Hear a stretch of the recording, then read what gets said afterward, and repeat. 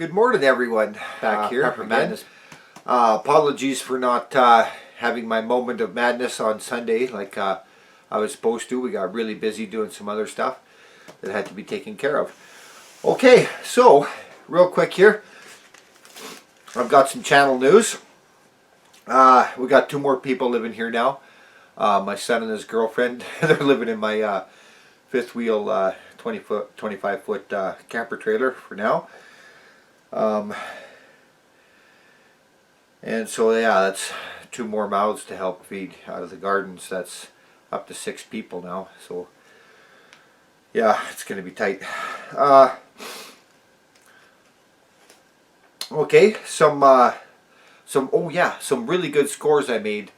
I made during the last week here. I found I found a guy who gave me 2 tons of coal for free, and it's very clean burning stuff. I had it down in his old cellar that used to have a coal-fired furnace in it. It's been down there for like 30-40 years. Really nice cleaning coal. I went and a neighbor of mine gave me 4 lengths of 2 3/8 drill pipe from oil rigs. Been using that to I made the legs for my steel workbench and all that kind of stuff, and I'll be making some sawhorses out of it this week. You will see videos on that. Alright, sorry about the lighting, a little strange. Ooh. Okay. There's an auction coming up at the end of the month, and I will be bringing my camera down there to video it. Tons and tons of antique horse-drawn farm equipment. Never know, I might just get the okay from Mrs. Madness there to pick something up. But lots of crosscut saws. I have my eye on one in particular. Lots of old tools, lamps, hand pumps, just all that great old farmsteady stuff. Okay, moving along here. Some project news this week. I didn't get to do too much filming because the weather was a little off. Here, I'm trying to get into the light here a little better for you guys. Turn my face a little. There we go. It's always better if you can see who you're talking to. All right, that's better. Okay, some project news. This week, I kind of got sick of not having a good solid work surface that I could move around. You know, that didn't weigh 10 tons. So I made a small steel clad workbench. I'll throw that in a video. Ranger is just about finished the wood splitter. We'll be done that. I know I've said it before. It should be done by the weekend.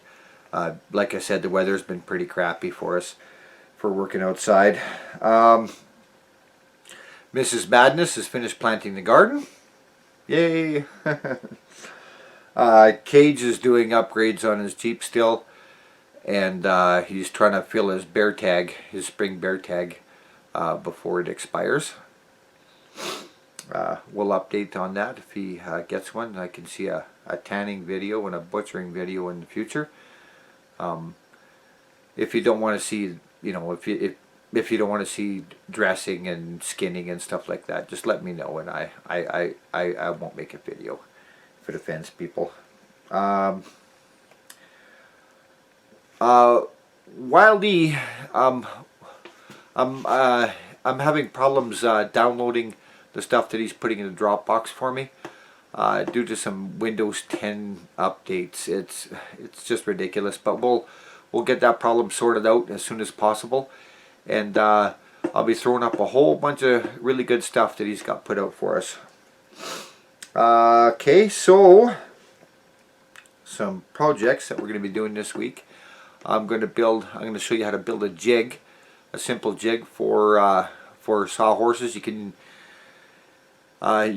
use them for pipe steel sawhorses or for wood leg sawhorses. I'll be building a set of both and getting video uploaded to you here on that as soon as possible and weather permitting. Work will be starting on the wood gasifier here at the end of the month, or the beginning of next month rather, right after I come back from that auction. Oh yeah, I'm excited about that.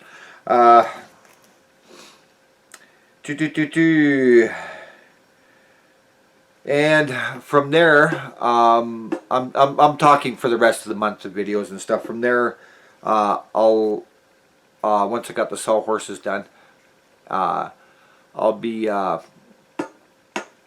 firing up my forge finally and making a few gardening tools, and I want to do I want to make a shake splitting froe, so I can go up in the bush and bang out some wood shakes here for the add-ons around my little granary turning into smithy, ye old smithy project. And of course, before you start any project, you've got you know, like especially if you're doing it by hand, well, I got to fix up all the tools that I need for it, the crosscut saw and sharpen up my adzes and axes and all that sort of stuff, and get my wedges made and everything. So I'll probably do a video on cleaning up my crosscut saw, and doing a touch up on the edge, and doing a touch up on the edges and stuff, so I can get out there and rip up some lumber. That's another video too. Ooh, boy, a lot of stuff to do here this month. It'll probably just spill over into next month a little bit. Okay, take some lumber, covered that. Okay, now moving on. I'm going to give you a little plumbing tip demonstration thing here in just 2 seconds. Hang on, and I'll be right back.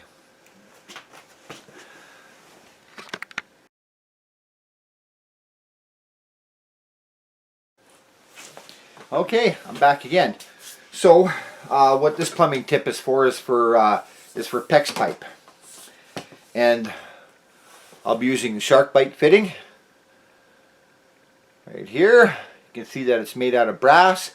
It's got a little centering insert in it in the middle, and it's sort of kind of spring compression loaded. It's got little teeth in there inside. You won't be able to see them. Okay.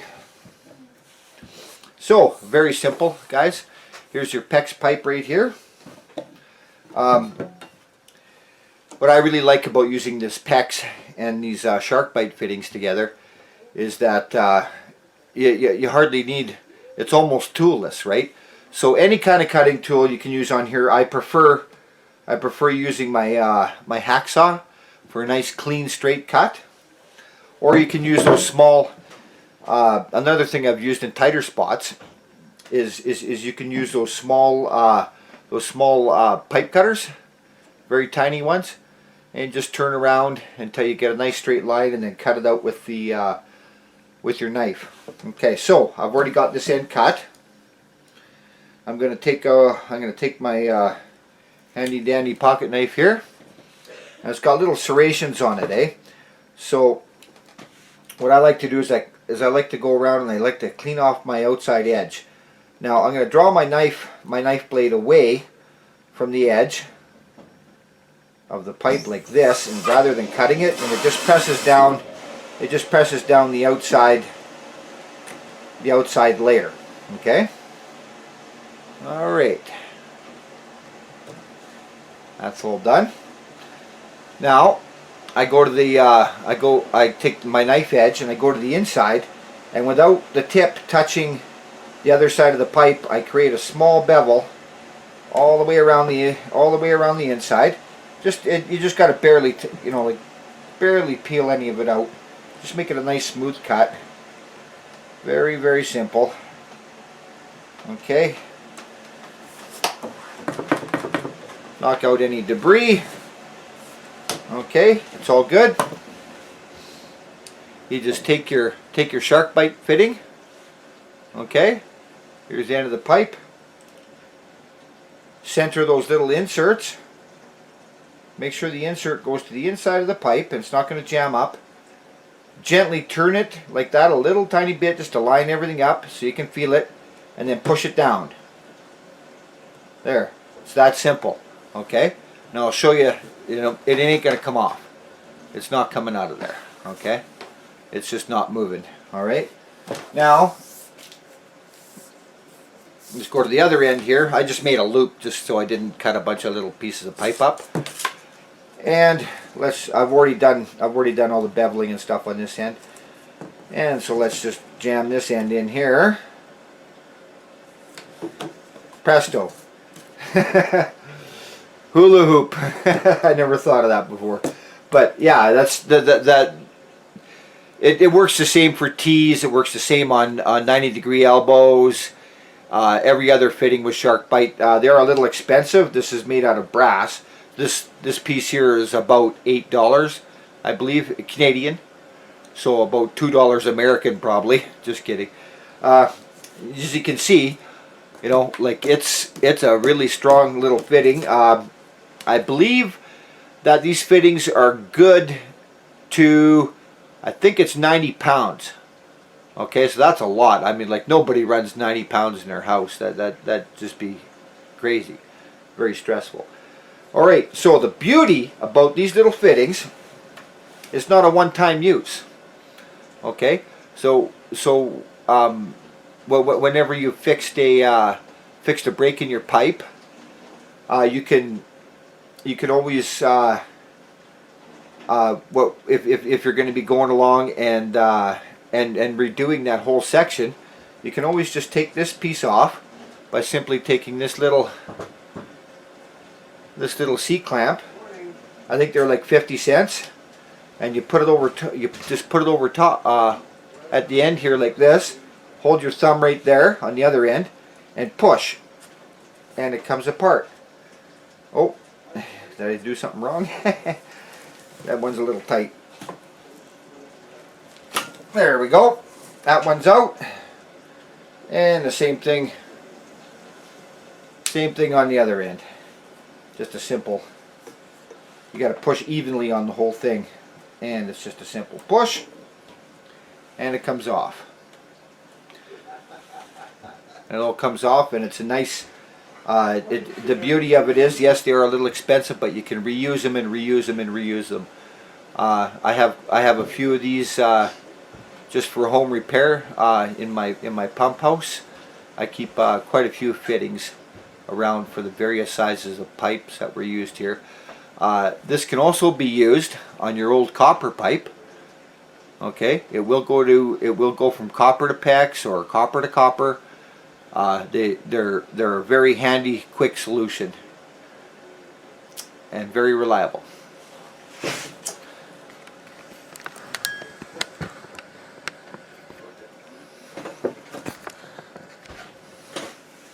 Okay, thanks for watching, guys. I hope you picked up something from this, and everybody take care out there. See you later.